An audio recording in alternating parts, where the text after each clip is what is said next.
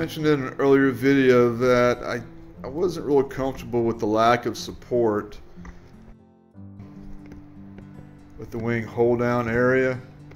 I just felt like it was a really easy way to crack some wood was if you cinch down those bolts too tight.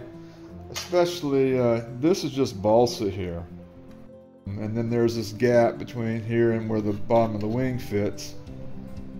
I just don't really feel comfortable with that.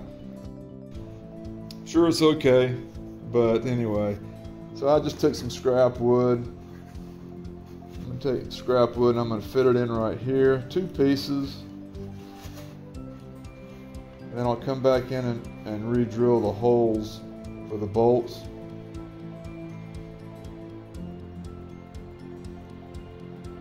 One piece, and then just to fill it out to the top, and then I will sand flush with the fuselage.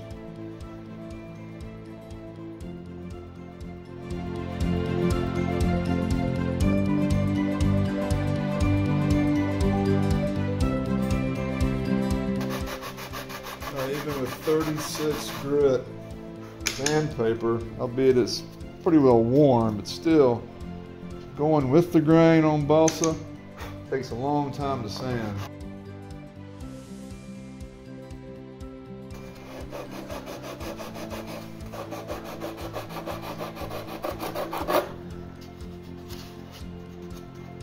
Now let's see how the wing fits.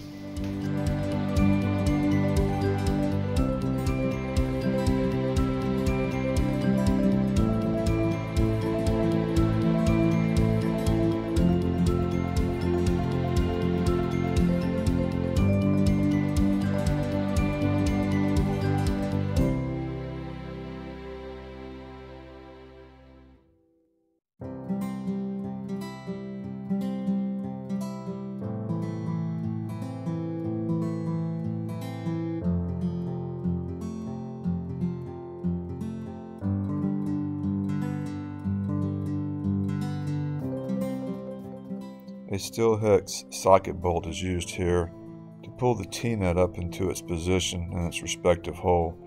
That way you don't have to use a hammer to bang it into position.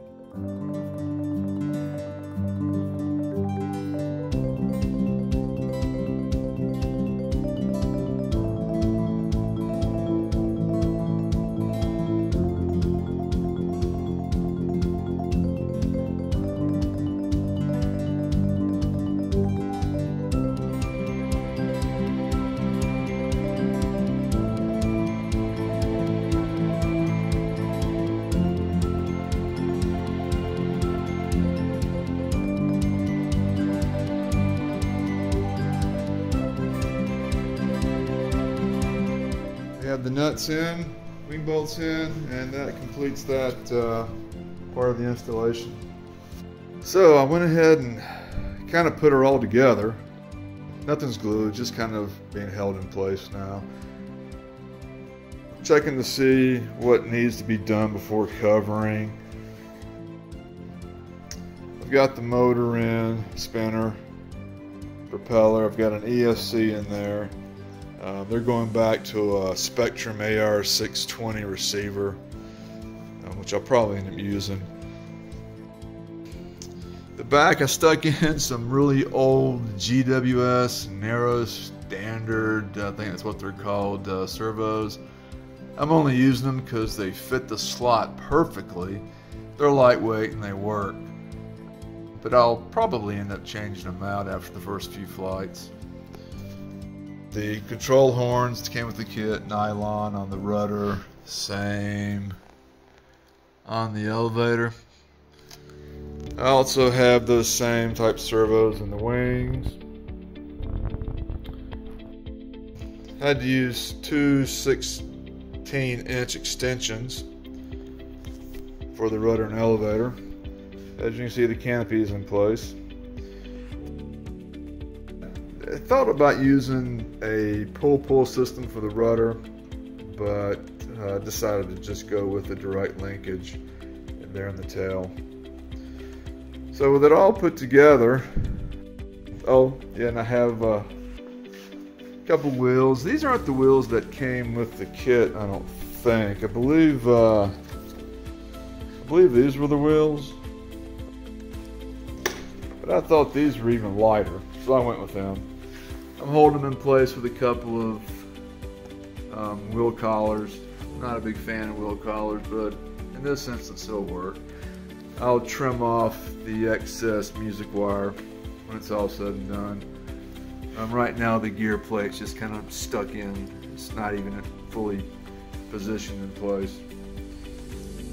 Alright, so with all of that, I wanted to go ahead and weigh it. I was interested in seeing what this thing is coming in at. So I did weigh it. It comes in right at 600 grams. There we go. 600 grams.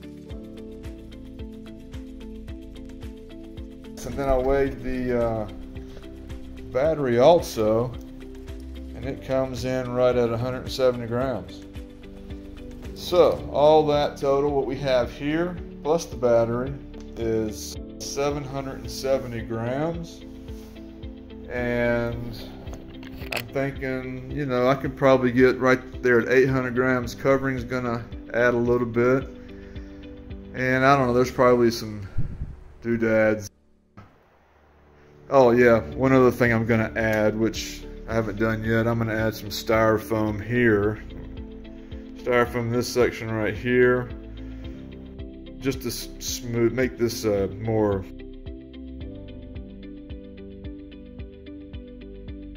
So that'll add a little bit of weight, not a lot. So I'm thinking maybe 800 grams. We'll see how that goes. So I'm going to go ahead and work on this section right here with the styrofoam now. Okay, so before I make up that empennage fairing out of blue foam, I thought I should maybe test first. I've never actually covered a piece of blue foam with plastic covering. So I'm going to give two tests here. One, just a direct, see if the direct covering, if the covering will actually cover the foam without melting it or damaging it. And secondly, I'm also going to try some Mod Podge here and see if that will help with the adhesion. So first, let's give it a shot. I'm on low heat. Let's see what happens. Alright, so that didn't really melt the foam, and it seems fairly well stuck down. I don't know. Okay, let's try with Mod Podge. Let's see how that does. I'm trying to use this Mod Podge more and more because it's non-toxic, and it's actually something I can get in Taiwan. So let's just put a coat on. Now this stuff is supposed to, you can use an iron to heat activate the adhesive even after it's dry. I don't know if you would call it a heat activated adhesive, but it's supposed to kind of act like that after it's dried. So let's see how it does. Okay, we're back. It's been about 10 minutes. I used the heat gun on the Mod Podge, try to get it dry a little bit faster. It's dry, just very slightly tacky. But yeah, it's dry. And I also cut a new piece of covering we'll try. So, oh, one thing I did notice on this, as I rubbed my finger across the adhesive, I think it picked up some of the foam. That's kind of what it feels like. It feels a little rough. Almost like, say, 320 grit sandpaper or something like that. And if that's the case, then this probably wouldn't stick down very well by itself. But with the Mod Podge sealer, it's also sealing the foam, which should prevent any loose foam from being picked up. I don't know. Let's see what happens.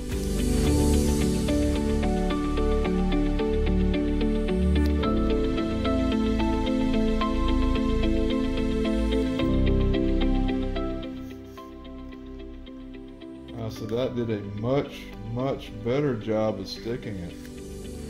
Much better job. It takes a little bit of effort now to actually peel it off. The Mod Podge is going to work good, I believe. Alright, I would call that a successful test. Okay, so I have cut a couple of pieces of blue foam to go on each side.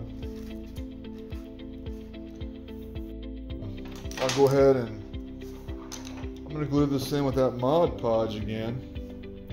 And because I don't want anything to really attack the foam, I was going to use some Gorilla Glue, the polyurethane expanding glue.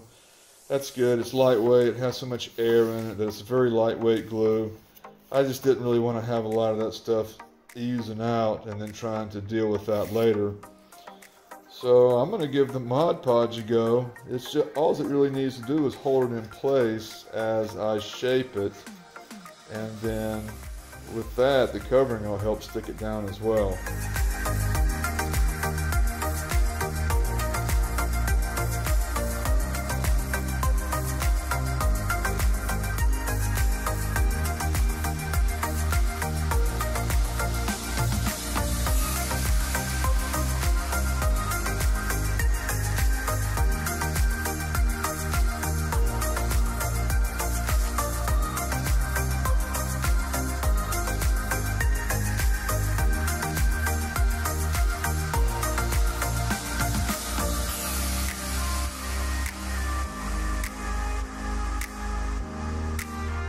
Alright, so the Mod Podge has had about 50 minutes to dry. I'm going to use this foam cutting shaping tool. Foam Factory, I think is what it's called. Anyway, I'll do some initial shaping with this and then finish up with sandpaper.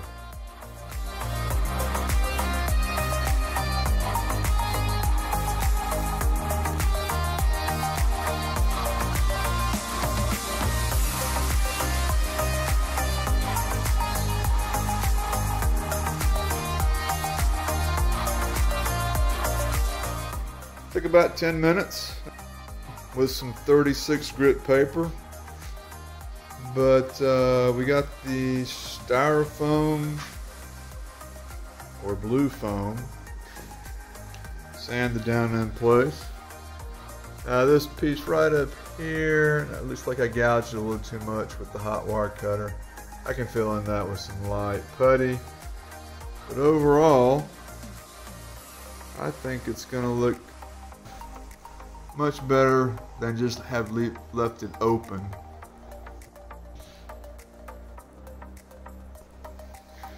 At this point, I will hit it with a little bit of water-based sanding sealer. That'll help smooth it down even more.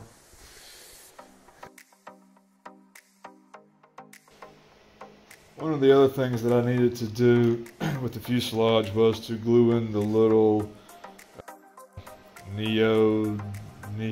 whatever magnets, the rare earth magnets. These are pretty small. I've already glued this one in. I used CA. I added a little balsa backing plate because the hole just goes straight through. I added a balsa backing plate, nothing else, just to get a little more glue surface to hold the magnet in place. For the mating magnet would go in on this side right here. I'm going to have the hatch open like this. So, best way I know to do it, whenever I've used magnets before, go ahead and let that one attach so you get the right polarity, so it's attraction. And then I'd set it on top and make sure that's a perfect fit. That hole is perfectly placed. So, since I know that, I can go ahead and take the magnet off. Now, to get a perfect match with magnets, especially so they just touch each other. If it's too far away, you'll lose, some of your magnetic attraction. So I try to get them to where they're just touching each other.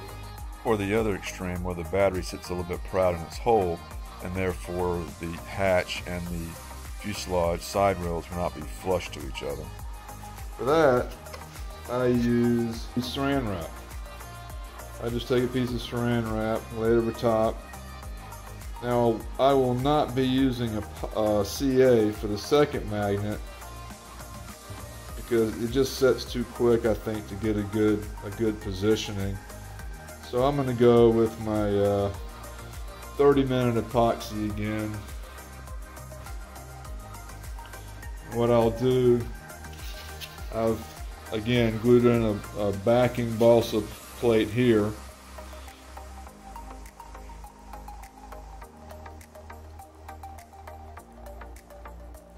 Guarantees automatic alignment. Now I just got to come in with the hatch.